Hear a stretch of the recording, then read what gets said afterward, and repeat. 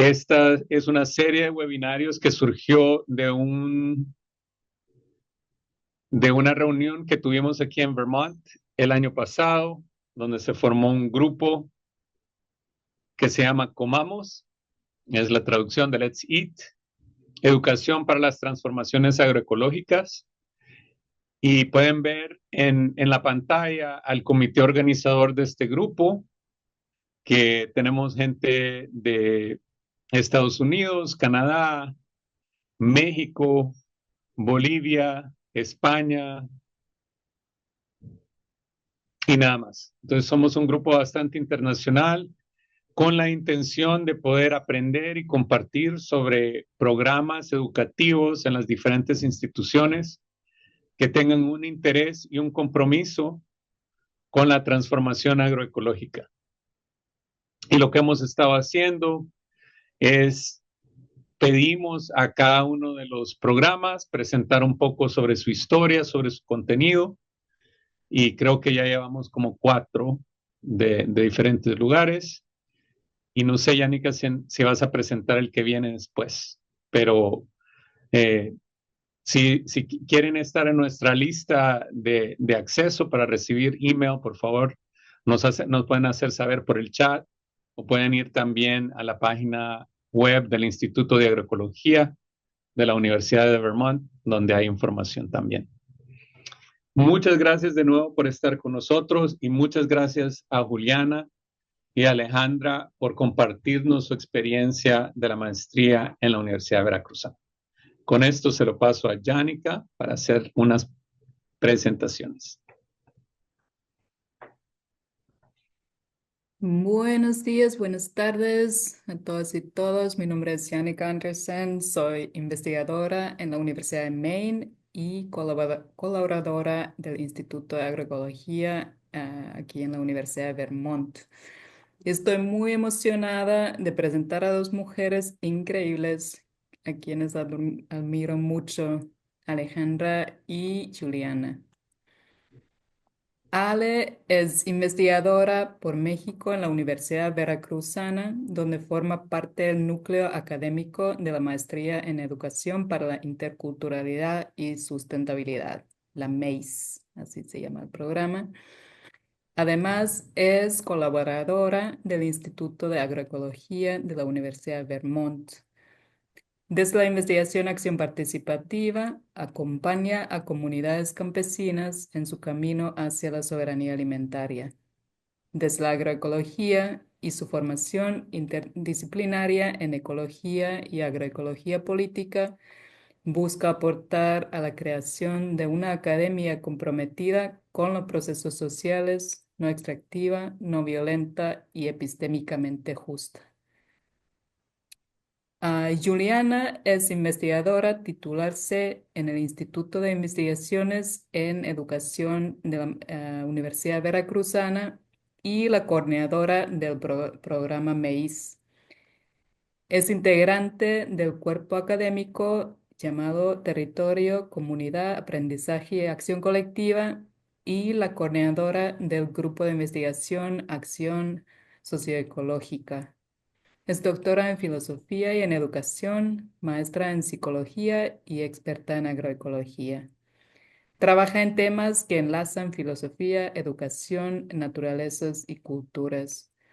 Colabora con colectivos comunitarios, organizaciones de la sociedad civil y grupos de investigación en proyectos transdisciplinarios de investigación, acción participativa. Muchas gracias por estar aquí y adelante.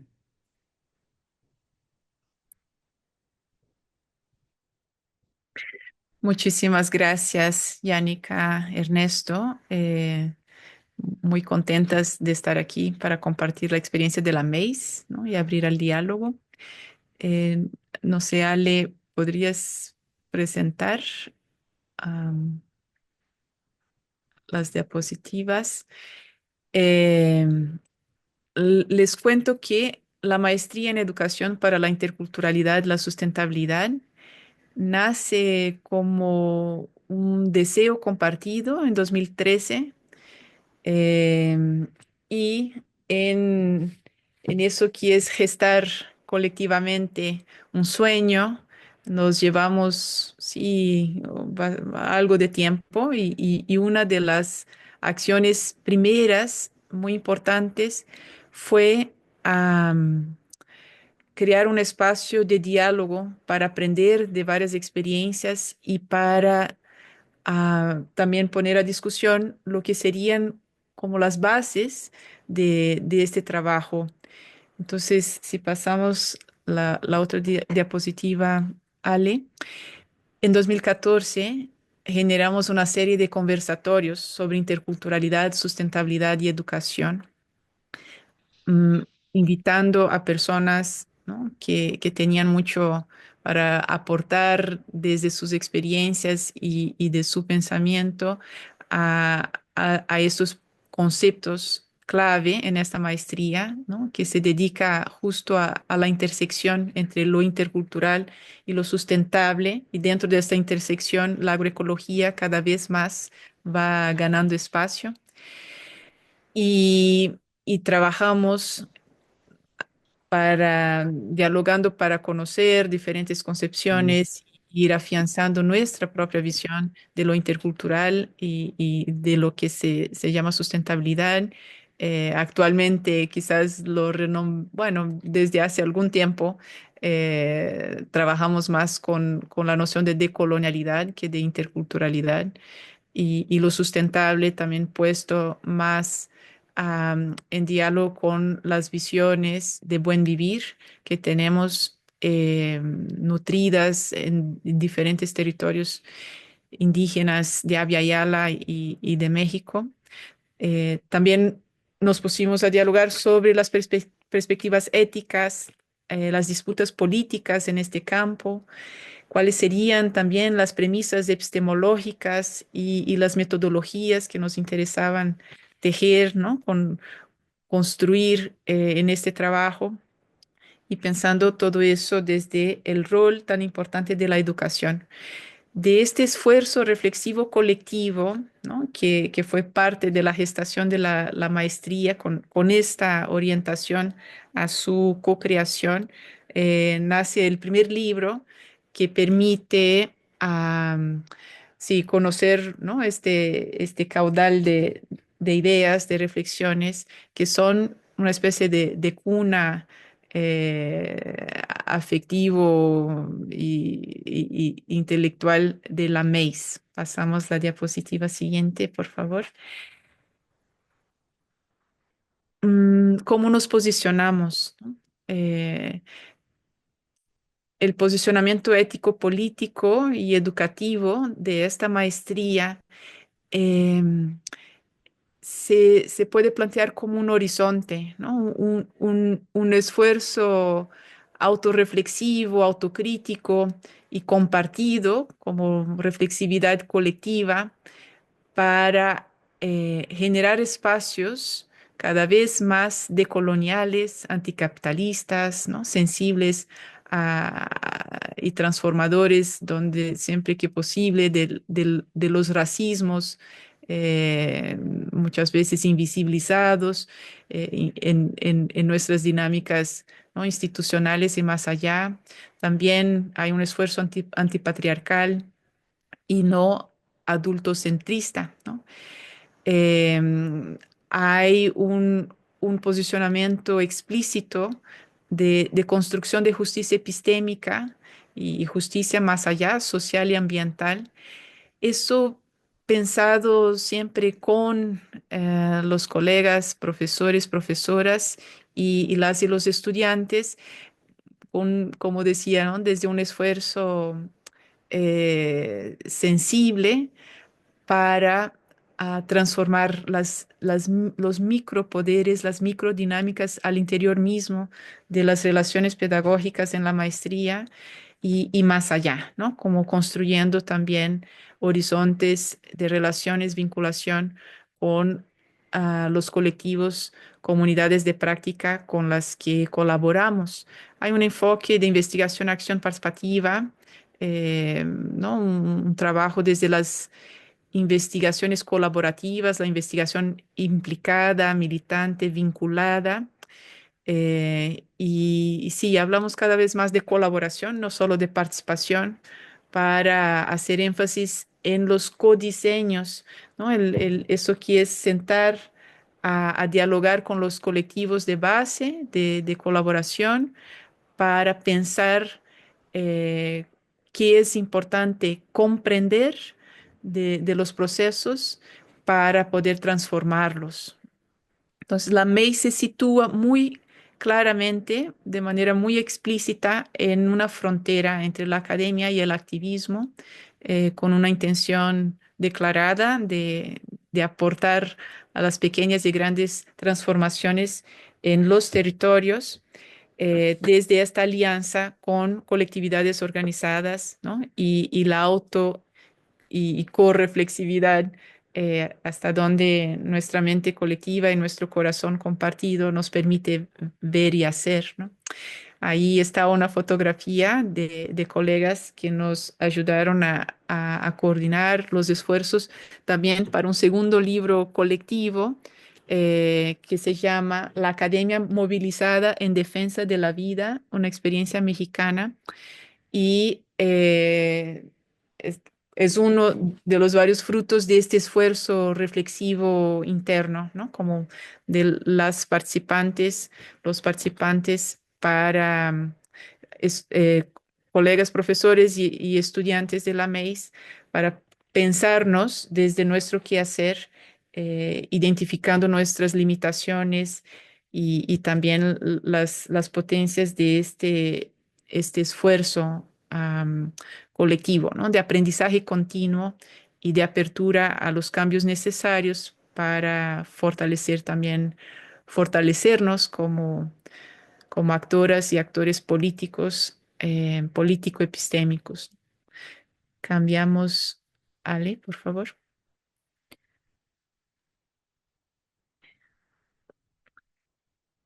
Pensando el enfoque colaborativo, ¿no? De investigación, acción participativa, de una colaboración dedicada al pensamiento colectivo y a la acción. Algo que aprendimos, en realidad, desde el inicio, la maestría, am, mm, como nos pusimos la pregunta, ¿y cómo garantizar o cómo cuidar para que las personas que vengan a formarse en este proceso em, estén en activas en colectividades, ¿no? En colectivos organizados, en movimientos de la sociedad civil, movimientos sociales, también desde esfuerzos institucionales, pero cómo podemos, en una maestría que vuela, ¿no? 2 años son realmente un periodo muy corto, tener esta base desde el inicio, que es la colaboración. Entonces, hay un requisito para ingreso a esta maestría, que es una carta de aval del colectivo, del movimiento en el que está insertada la persona, en la que participa y colabora la aspirante. Tienen que presentar un aval ¿no? Un consentimiento previo para esta colaboración a través de la maestría. Entonces, es nuestro intento de garantizar que llegan no como sujetos individuales, sino como sujetos colectivos a esta maestría, ¿no? Que las personas en formación sean como parte de un grupo que también de alguna forma atraviesa a estos esfuerzos reflexivos, ¿no? Trabajamos también con eso que es pensarnos desde la posicionalidad, ¿no? Críticamente, los privilegios y las capas identitarias o los diferentes lugares, roles y clasificaciones sociales que nos hacen más o menos propensas a diferentes tipos de opresión. Reconocer, ¿no? Estas atribuciones y roles para pensar estos vínculos posicionales con la construcción de conocimiento misma. Em, También en eso que es pensar la colaboración desde un enfoque político epistémico, acompañamos a las y los estudiantes en la construcción de acuerdos para organizar su proceso de sistematización de experiencias con el colectivo de origen, el colectivo con el que colabora, ¿no? Y eso enfocado a codiseñar las preguntas que orientarán los esfuerzos de sistematización, ¿no? Y también la metodología o los diferentes caminos de indagación, siempre poniendo énfasis en este doble caminar, doble paso, un paso hacia la comprensión, un enfoque epistémico, ¿no? La importancia de entender lo que se está haciendo, el sistema en el que se actúa, y también un paso hacia la acción, que es comprendemos para actuar y transformar, ¿no? Y poder describir estas transformaciones y analizarlas colectivamente también. Cambiamos, por favor. Bueno, comentarles brevemente sobre la estructura curricular de esta maestría, que es una maestría profesionalizante.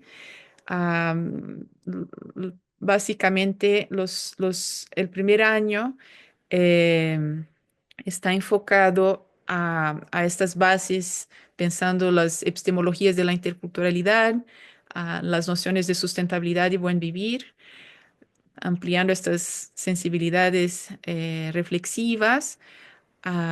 También en el segundo semestre ven estrategias de práctica educativa, comprendiendo la educación como, no como un proceso escolarizado necesariamente. En la mayoría de los procesos que convergen en la MEIS no son de aprendizaje o de coeducación escolarizados, sino más bien, ¿no? El énfasis en la educación con enfoque popular, ¿no? Y la educación entendida como esfuerzo reflexivo y de aprendizaje colectivo, eh, y cómo fortalecer esta reflexividad en los colectivos de base.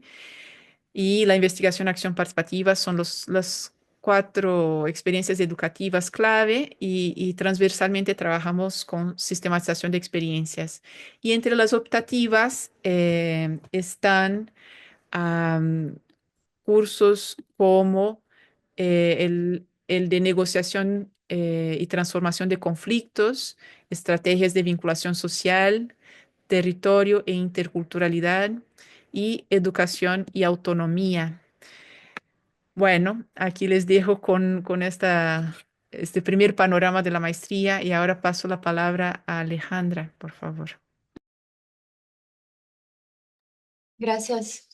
Sí, pues desde estos posicionamientos de la MES aspiramos a una co-construcción de aprendizaje horizontal, y también más que horizontal se hacen como meta comunidades de aprendizaje. Entonces, por un lado, sí son los estudiantes quienes ingresan a la MEIS, pero por otro lado, cada uno de estos estudiantes hace parte de colectivos que pueden ser tan diversos como colectivos rurales, urbanos, de jóvenes, de mujeres, ¿no? O de comunidades en la periferia de las ciudades.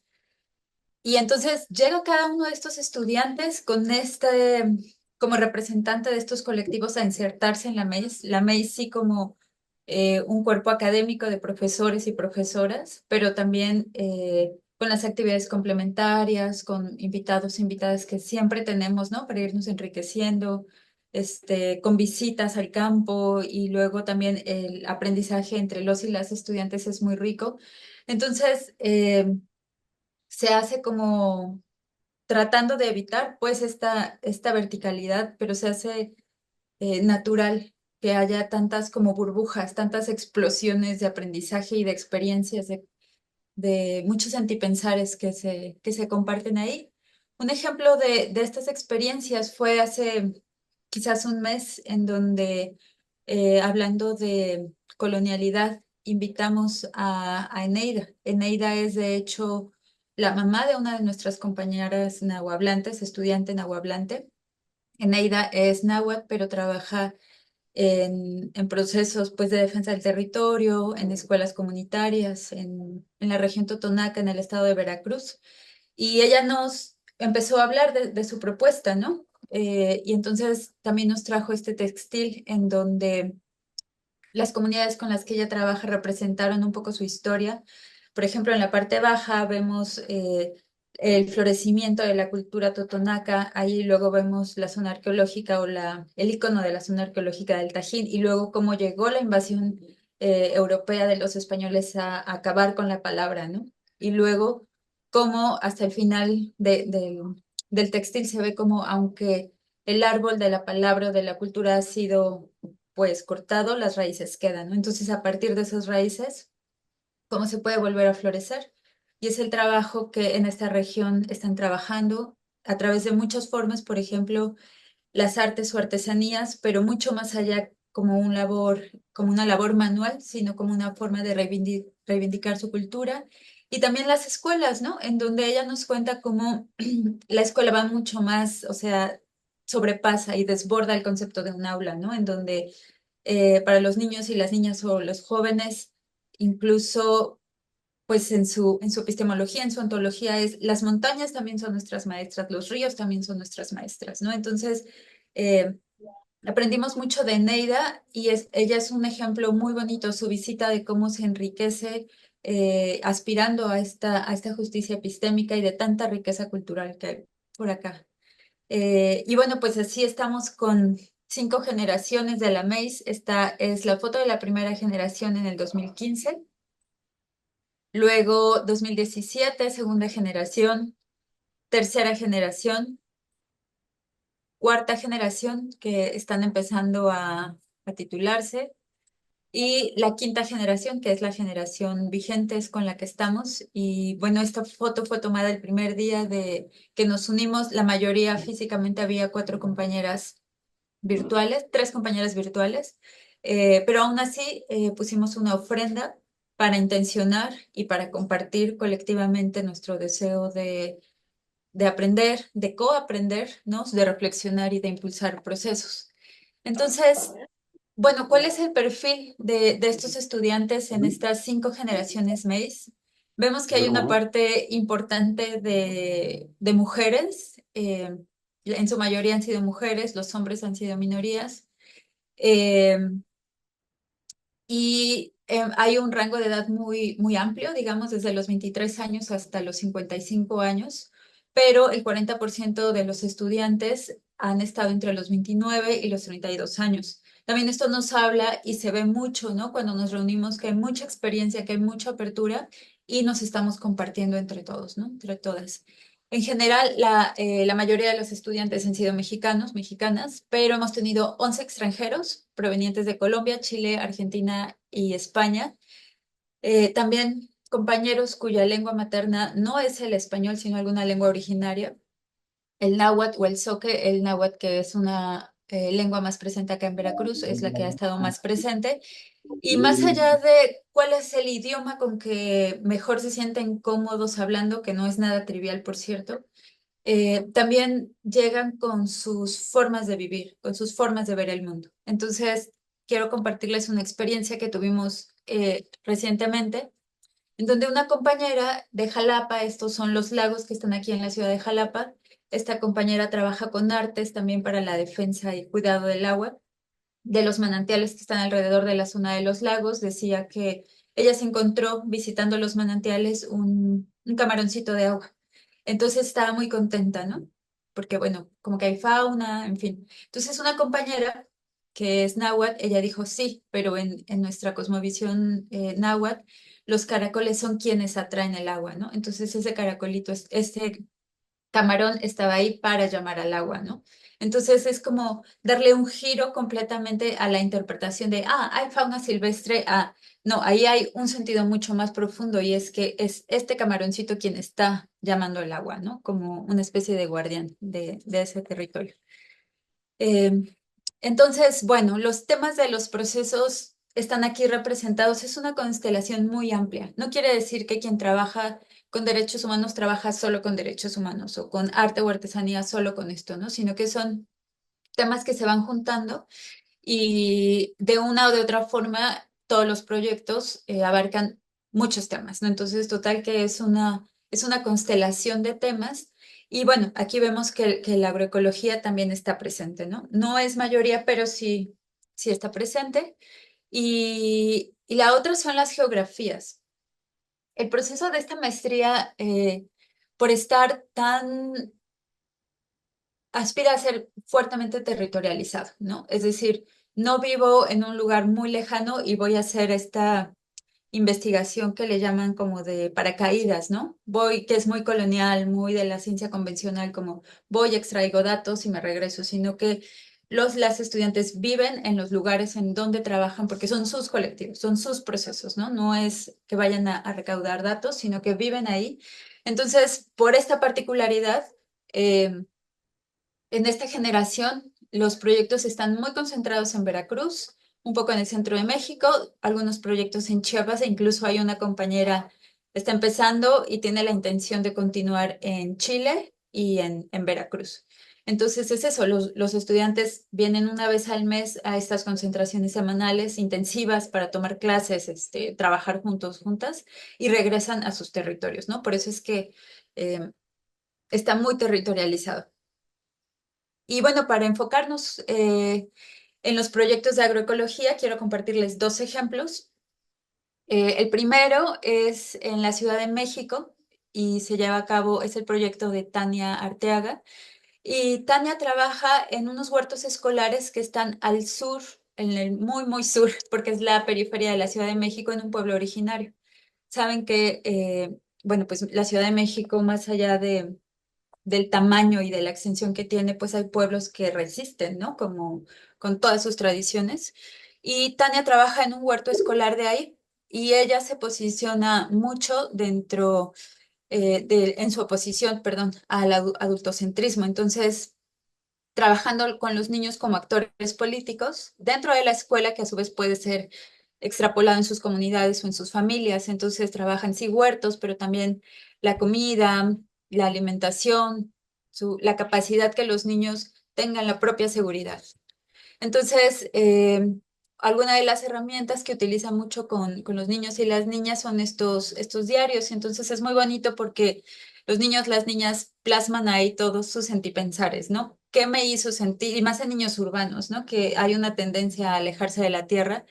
Entonces, ¿qué me hizo sentir estar en el huerto? Por aquí hay uno muy bonito donde dice que en la parte inferior derecha, donde dice que a este niño o niña le dio asco para estar en el huerto, pero también le dio mucha felicidad y tranquilidad y le pareció muy divertido, ¿no?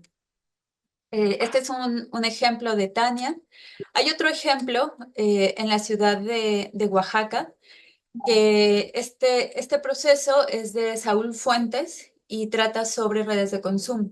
La ciudad de Oaxaca es una ciudad muy famosa, ¿no? Atrae mucho turismo y ha crecido mucho en las últimas décadas y gran parte de su crecimiento, digamos, inicial era con comunidades, era con migrantes de comunidades indígenas de alrededor que traían todos estos usos y costumbres tendientes a la comunalidad. Es decir, vamos a unirnos, vamos a trabajar juntos, tenemos vínculos de compadrazgos, de familia, ¿no? Vivimos en el mismo lugar, entonces vamos a construir juntos. El problema es que cuando estas familias llegan a la ciudad de Oaxaca, se, se van perdiendo un poco estas prácticas y además hay una capa superior, digamos, de presión para estas familias que viven también en la periferia de la ciudad y es la gentrificación. Entonces se encarecen los precios y el acceso a una comida sana, sí, pues se vuelve una cosa de un lujo, ¿no? Mucho centrado en las personas que vienen con posibilidades adquisitivas mucho mayores que estos migrantes que vienen de comunidades locales, ¿no? Entonces, en la pandemia, esta crisis creció muchísimo y lo que pasó es que la gente dijo, si nosotros no nos unimos para trabajar juntos, nos vamos a morir de hambre. Entonces, desde el 2020 Cuando empezaron 20 familias, ahora han desarrollado hasta 135 familias en esta red. ¿Y qué es lo que hace esta red? Bueno, apuesta otra vez por la comunalidad, por restaurar esas tradiciones, ese arraigo que muchas de las familias tienen y apuestan hacia la autonomía y soberanía alimentaria urbana. Y las actividades que hacen es huertos escolares, hacen talleres donde se enseñan mutuamente el cultivo y el procesamiento de los animales, hacen tequios, establecen también conexiones con productores rurales y establecen también mercados alternativos en donde el trueque es una de las prácticas muy comunes en estos mercados. Entonces, estas son dos casos de agroecología que tenemos acá en la MEIS. Y bueno, pues también tenemos algunos retos en la MEIS. Entre ellos está, pues, la justicia académica, epistémica en la academia, ¿no? En una academia que en su ADN, y no se escapa porque estemos en Veracruz, ¿no? En su ADN tiene privilegiar los saberes que están validados por la propia academia, pero también cómo incorporamos, por ejemplo, los saberes de la mujer que les platiqué antes, de doña Neida, ¿no? Cómo doña Neida puede estar incorporada y ser activamente una profesora en nuestras sesiones, ¿no? Cómo navegamos dentro de las instituciones con todos estos requerimientos en donde son 2 años para procesos sociales que no entienden de los tiempos administrativos de una maestría, ¿no? Y luego también está la horizontalidad, es decir, cómo podemos evadir esta estandarización de parámetros entre grupos tan diversos. Por ejemplo, estudiantes que vienen de la ciudad, que el español es su primera lengua, que tienen una capacidad de escribir muy desarrollada versus estudiantes indígenas en donde la oralidad está más privilegiada y además que el español no es su primera lengua, ¿no? Entonces, también como un proyecto de artes enfocado siempre a algún conflicto o alguna defensa territorial, socioambiental, cómo esto puede vincularse con otro tipo de procesos más urbanos, ¿no? Entonces, hay muchos retos para alcanzar una verdadera justicia, no solo epistémica, sino pues, de lenguajes, de idiomas, ambiental, ¿no? ¿Cómo podemos aportar a eso? Y bueno, en un sentido mucho más práctico, los estudiantes, las estudiantes de la MES tienen una beca que el Estado mexicano les otorga a través del CONACYT. Y hay una dependencia muy fuerte porque sí es muy demandante de tiempo en el territorio, además de venir acá cada mes. Entonces hay una dependencia a estas becas. También, o sea, cuando se acaban las becas, los estudiantes suelen pues retrasar, postergar sus procesos de titulación. Y el otro gran reto es que a pesar de toda esta reivindicación del derecho a la educación, la MEIS no es un posgrado gratuito. Tienen que pagar alguna colegiatura. Entonces, ese es otro reto importante. Pero, bueno, para concluir, tenemos que la MEIS es un proceso en construcción colectiva entre las estudiantes, sus colectivos, los profesores y todas las instituciones y apoyos que están como alrededor de nosotros como MEIS. Y el eje en el que nos desarrollamos, en el que seguimos nuestro camino, es el compromiso ético-político al que siempre nos estamos autocriticando, reflexionando, reevaluando, tratando de encauzarnos. Y todos los procesos que convergen acá representan una constelación muy diversa, ¿no? Sí de agroecología, sí del agua, sí de feminismos urbanos, en fin, ¿no? Es muchísimo la constelación y hay algunas convergencias con la agroecología. Algunos procesos empiezan diciendo yo desde la agroecología y otros eventualmente llegan a la agroecología, ¿no? Porque siendo tan diverso la agroecología. Y bueno, hay también estas tensiones con esta institucionalidad que la MEIS pues tratamos de navegar como profes y por supuesto también como estudiantes, ¿no? Para cumplir con los requerimientos. Bueno, pues les agradecemos mucho. Gracias.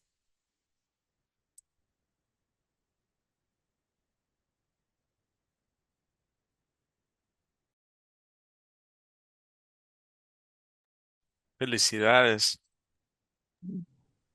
Gracias. Muchas gracias, Ale y Juliana. Como no tenemos tanta gente, tenemos que tomar una decisión colectiva. Tenemos suficiente gente para hacer 3 grupos. Podríamos hacer los grupos o nos podemos quedar en plenaria. ¿Qué piensan Ale y Juliana?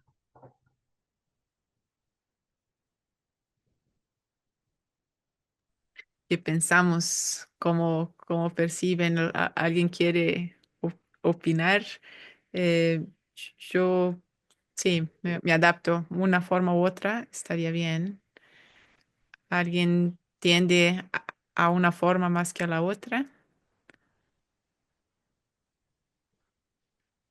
Bueno, quizás decir que tenemos preparadas de antemano, digamos, 3 preguntas y las preguntas giran en torno a cómo aspirar, retos, en fin, estrategias para la justicia epistémica. La segunda pregunta, bueno, les voy a compartir mejor Estas son las 3 preguntas. Siendo la academia una institución de origen colonial, ¿qué estrategias pueden implementarse para transitar hacia una justicia epistémica en sus programas? La segunda, ¿cuáles han sido algunas O sea, yo veo, ok.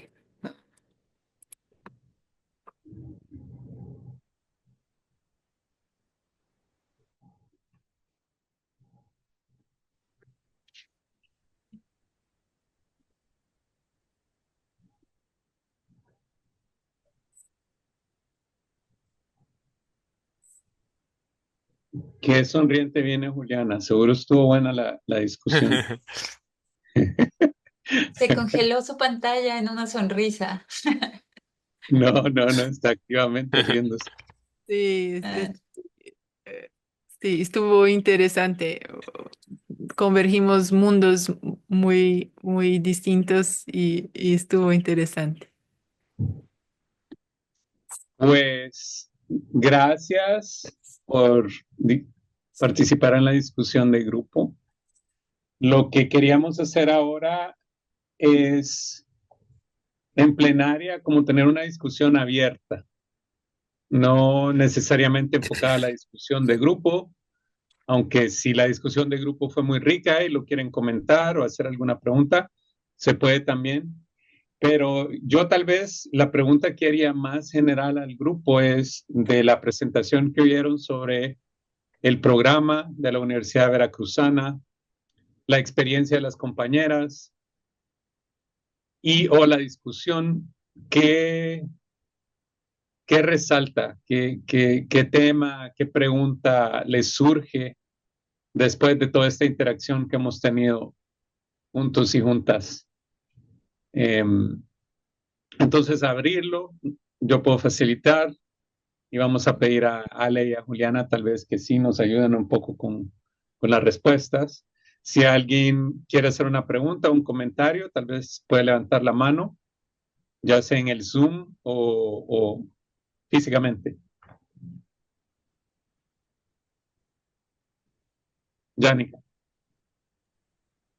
Sí, gracias por la presentación. A mí me da mucha curiosidad porque es un programa muy, digamos, radical dentro de la academia. ¿Cómo la Universidad Veracruzana les han apoyado o no? ¿O si han tenido como trabas institucionales?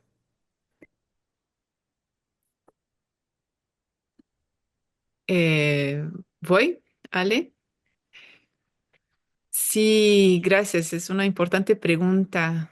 Am, Siento que vivimos una especie de paradoja en la institución.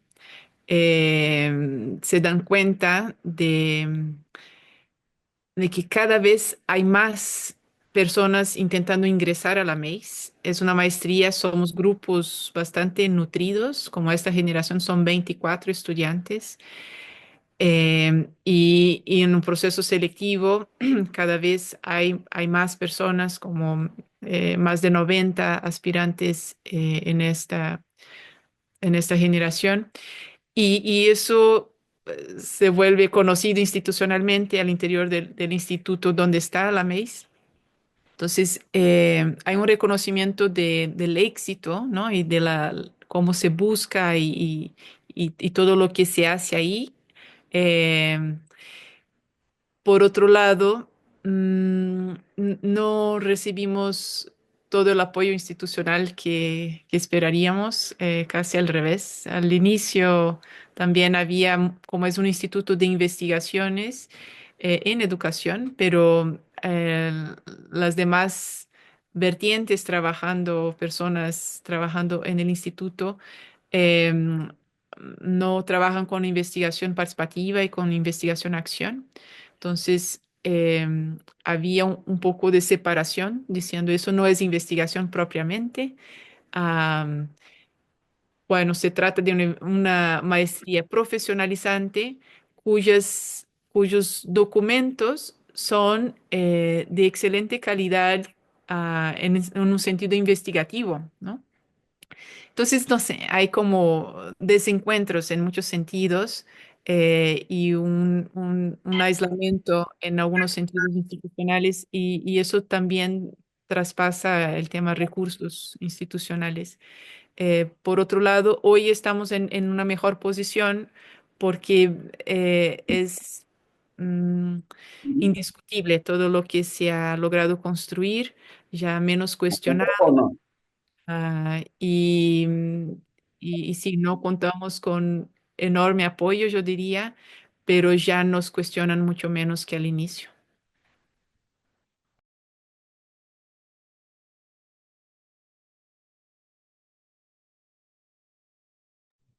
Gracias, Juliana. ¿Alguien más? ¿Pregunta, Niels? Sí, tengo una pregunta. A mí me fascina ese concepto de que trabajando con gente que ya está articulado a un nivel de organización o de territorio que ya tiene responsabilidades colectivas y que quizás viene de una cultura colectiva también, se construye procesos de autoformación, de debate, de articulación y se va complejando y se va en comunicación los diversos procesos.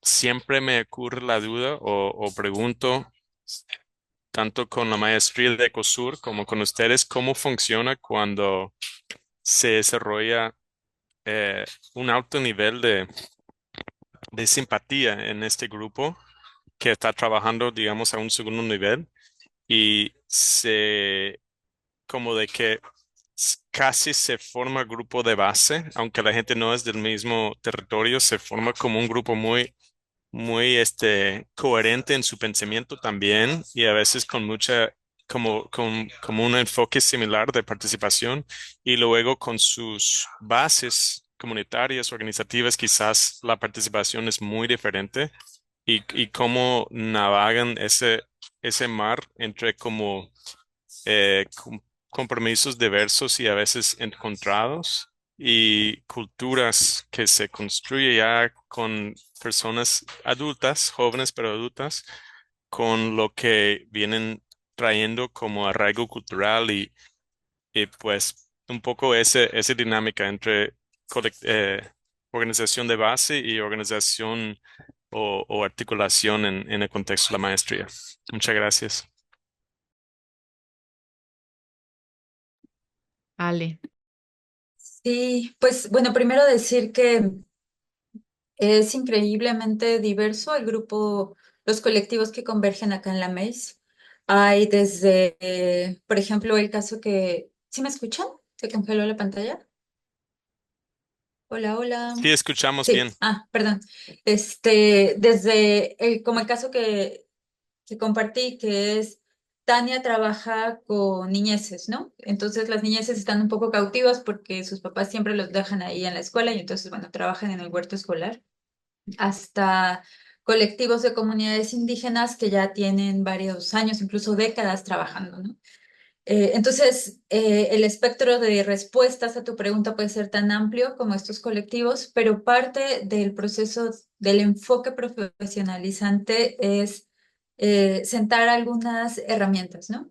Entonces, sí, todos los estudiantes que llegan con una carta aval Y dentro de este taller de sistematización hay algunas herramientas. Por ejemplo, cómo se construyen acuerdos al interior del colectivo, qué líneas no se pueden cruzar, qué líneas sí se pueden cruzar. Entonces, estos acuerdos se tienen que respetar o cuáles son flexibles, ¿no? ¿Cuál es la flexibilidad? ¿Cuáles son los problemas más urgentes? ¿Cuáles son los compromisos? Porque sí es verdad que él o la estudiante que está en la mesa está en una situación, podemos decir, privilegiada, en tanto que su principal labor es educarse en una maestría o aprender, leer, asistir a las clases, y cuáles son los compromisos o cuáles son las responsabilidades que tiene para con el colectivo, ¿no? Porque además ese estudiante está recibiendo una beca de sustento. Entonces, ¿cuáles son los acuerdos que eso implica para el colectivo? Depende del colectivo.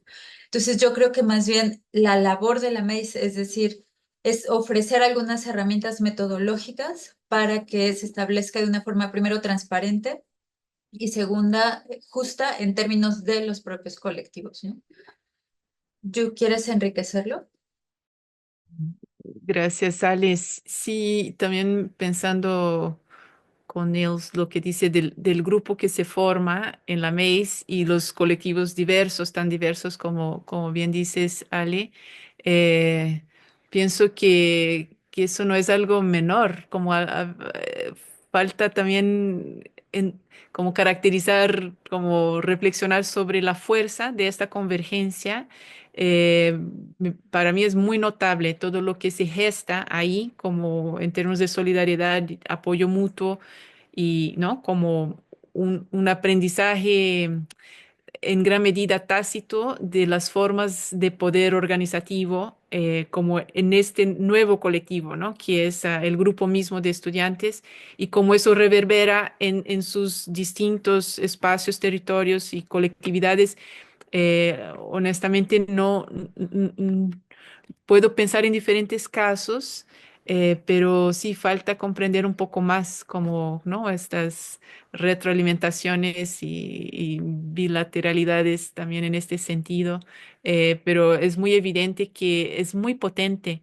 Y todos los estudiantes de otros programas que se han acercado a la MEIS, porque estamos en una universidad, ¿no? Con una gran cantidad de programas de posgrado, dicen, pero eso es otra cosa, es completamente otro, ¿no? Es tan distinto de la academia convencional y en gran medida por la característica del grupo mismo, las formas, ¿no? Bueno, del grupo ampliado, la comunidad MEIS, decimos, pero también qué se hace, cómo se vive la colectividad entre las y los estudiantes. Muchas gracias. Admiramos mucho ese logro. También queremos que nuestro espacio en la Universidad de Vermont se siente como, uy, esto es otra cosa. Aquí la forma de interrelacionar y construir compromisos que sea diferente, ¿no? Entonces, muchas gracias por el ejemplo. ¿Alguien más? ¿Una pregunta o comentario? Yo tal vez quisiera decir algo que me parece muy valioso el trabajo que están haciendo y me gustaría ver cómo se podría replicar en otros lugares, porque, claro, yo trabajando en Andes empiezo a ver cómo cada vez la agroindustria tiene más poder y las prácticas tradicionales empiezan a desaparecer. Entonces, creo que programas como este serían valiosos, ¿no? Porque no es imponer una nueva forma de pensar, sino que es de alguna manera generar este diálogo, ¿no? Para que coexista tanto el tema científico con el tema tradicional, ¿sí? No sé si es que han pensado en tal vez tener programas online o de alguna manera poder colaborar con otros grupos alrededor de Latinoamérica. Digo algo, Ale, y si gustas complementar. Eh, Gracias, Amaya. Lo que sentimos, eso es muy claro, como no, las personas que ahí estamos, estamos en constante aprendizaje porque no estamos reproduciendo, replicando ningún modelo que hayamos vivido previamente, ¿no? Entonces, todo está por construirse y estar en la academia, pero a la vez, ¿no? Como muy consciente de sus formas eh, opresivas, ¿no? Autoritarias y lo demás, y ir intentando construir otra cosa, requiere de mucha vigilancia constante, ¿no? De todas y mucho esfuerzo creativo, colectivo. Entonces, algo que ha estado muy presente en la MACE es el diálogo con otros programas de posgrado que buscan construir también caminos alternativos, ¿no? Y este espacio por eso es tan precioso, tan precioso. Lo que están haciendo es valiosísimo, porque tenemos que unirnos y aprender mutuamente. Entonces, más que replicar, ¿no? Y escalar y seguir ampliando, como es tan contextual también, es aprender de lo que hacen ustedes ahí y que, wow, mira, no habíamos pensado y eso nos nutre mucho, ¿no? Y adaptamos a las condiciones locales. En 2019 creamos una pequeña red de posgrados con enfoque intercultural y territorial. Y participaron posgrados, no tantos, pero de diferentes países. Em, Arrancamos con mucho entusiasmo, luego vino la pandemia y todo no caminó, y luego retomamos a través de unos seminarios, bueno, ¿cómo llamamos? Como ciclos de diálogo para pensar, e invitábamos a diferentes experiencias para aprender de ellas, ¿no? Sobre aspectos clave de nuestra experiencia que necesitábamos fortalecer y decir, mira, no sabemos bien cómo hacer eso, ¿no? Y invitemos a escuchar y aprender colectivamente. Siento que esto es un camino, hay que seguir entretejiendo y aprendiendo entre procesos para fortalecerlos y no sentirnos tan aisladas, ¿no? Es decir, mira, no estamos solos en estos intentos y en estos esfuerzos que ya tienen también bastantes semillas para compartir.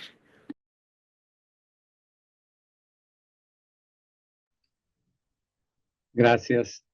Yo creo que tenemos tiempo para una última pregunta.